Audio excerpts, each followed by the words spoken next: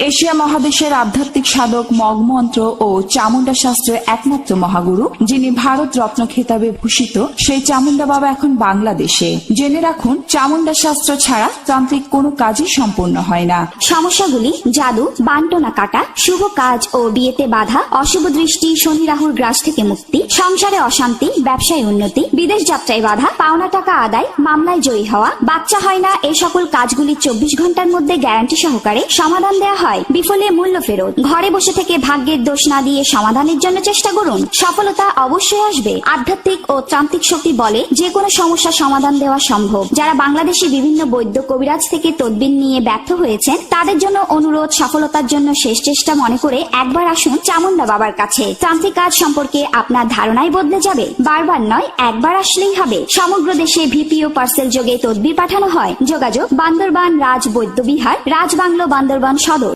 Asia মহাদেশের আধ্যাত্মিক সাধক মগমন্ত্র